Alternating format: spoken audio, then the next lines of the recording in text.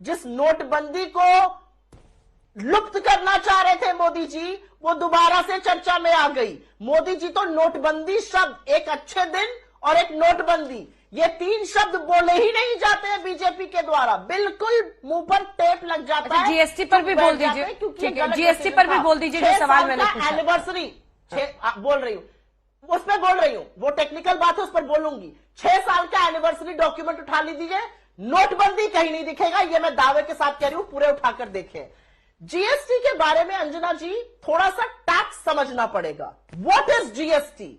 GST एक consumption tax है।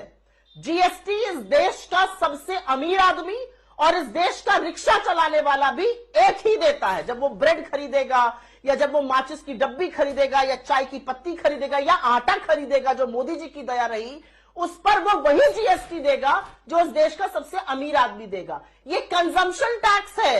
इस टैक्स पर ये कहना कि वाह वाह कितना टैक्स आ रहा है, ये एक्चुअली हास्यास्पद है। कंजम्पशन टैक्स को डीमेरिट टैक्स कहा जाता है।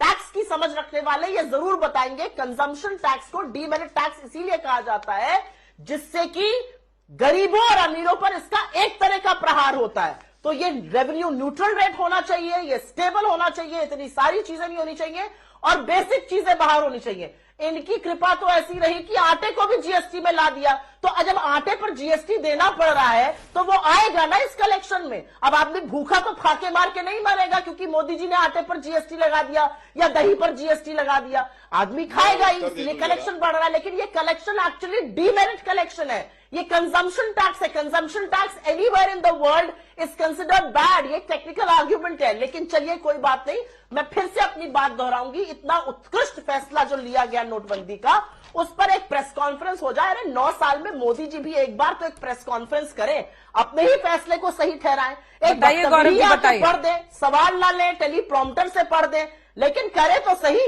इतनी बड़ी बात कर दी, काहे नहीं आके अपना फैसला सही सुनाते हैं? 6 साल में नाम नहीं लिया गया नोटबंदी का दोबारा से, प्रेस कॉन्फ्रेंस तो करें।